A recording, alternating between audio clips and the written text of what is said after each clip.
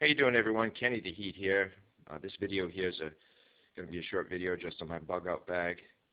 You know, everyone has, pretty much every proper survivalist, hunter, camper out there will have a bug out bag or, constant contents just to keep them alive for 72 hours in case something happens, an emergency, you get lost out in the woods. Many people carry them in their vehicles just in case. You never know what happens. You never know, but us as preppers or campers, survivalists, we always do things a little differently. So, what I have here is I have the main contents is I have some webbing gear. You can get these at surplus stores. I like, the tactical call is more so the military style of things. Buy them right at the Army Navy store, surplus, as well as camping stores that you can buy, pretty much all this stuff here. But I have webbing gear with an H harness and poncho liner with a tarp inside. I'm sorry, a poncho. The poncho liner is right down here, obviously the backdrop of this video. And I have compasses. I have a protractor. I have maps. 2 carabiners here, binoculars. Several different flashlights. I have a few flashlights actually, but these are just the main ones here. This right here, the multi-tool, good thing to have. Just some regular knives for cutting, fishing accessories, and ferrule rod for fire starting. Carpenter's pencil. You never know when you're going to have to jot down notes, write on your maps, whatever. Carpenter's pencil is good for that. It's a strong piece of gear. You can sharpen it. You don't have to worry about them breaking too much. And I have just some hot chocolate, some tea, bouillon cubes, mess kit. I have this bottle right here. It can be used for boiling water, and as well as I have a canteen cup inside here, which could be used to boil water in an emergency. What I have is these cans right here. These coffee cans house several different things. The contents are written right on the outside of them. And I do have some bleach. I have some, rubbing alcohol, extra bootlaces, chem lights, waterproof matches, fishing gear, some rope. In this box right here, I have some candles, water purification tablets, some fishing gear. I also have some razor blades and hooks here. Winter clothing, hygiene gear, toilet paper, got sunblock, got some aloe. I got some paracord here. Carpenter's trash bags, 4 of them. Can be used for a lot of different things. Got this little signaling device. Just a little backup plan for my chem lights. Just if I'm lost out there, I can put this out somewhere and it's going to mark a trail, or it could, show someone where I'm actually at. You got to think like a survivor. Small little things like this are just tools. They're not to be the main focus of everything you do. They're just tools. Same thing with the electrical tape, duct tape,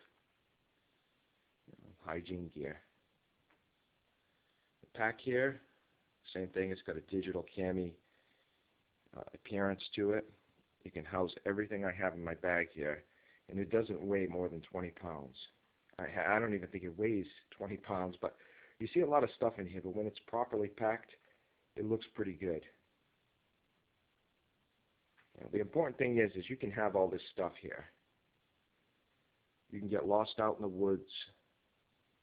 You can be out in the woods, and if you don't have the knowledge and you don't have an ability to be resourceful, then when this stuff runs out or some of it runs out, what are you going to do then? It all comes down to how resourceful you are and what you're willing to do, and how your brain is going to be able to work.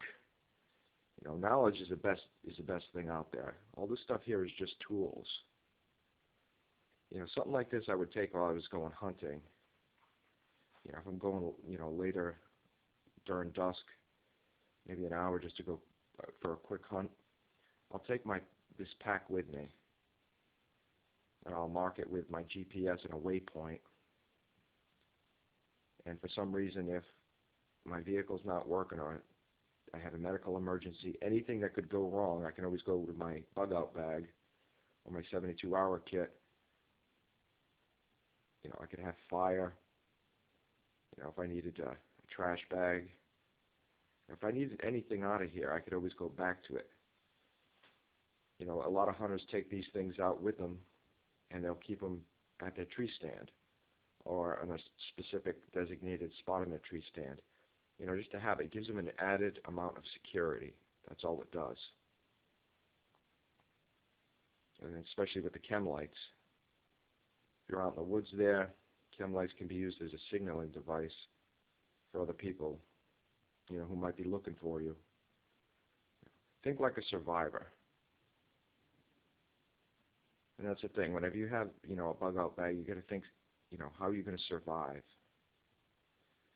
You know, during a disaster, if I had to go to a shelter for some reason, if something catastrophic happened, I could take my bug out bag here, you know, and take a few of the items out, because I don't think a shelter would appreciate it too much if they seen I had some, you know, some of the hunting gear that I have here. I could take those out, and I could have, you know, at least I could have something like hygiene gear at the ready. Have that already, you know, light medical supplies, a towel, soap, things like that. You know, I use the contents of my bug-out bag a lot. I got ibuprofen in here. You keep this in your vehicle. If you need something, you know you have it, you know. Who knows what's going to happen, but at least if you have these things, you can use it. And, you know, I always try to upgrade, you know, the contents of my bug-out bag. You know, I wish I had some flares, which I will be getting them. That's another way to think of surviving. But this right here, you could be self-sufficient for 72 hours. I also have some MREs inside of my my bag, which is actually freeze-dried food. So things to think about. 72-hour kit.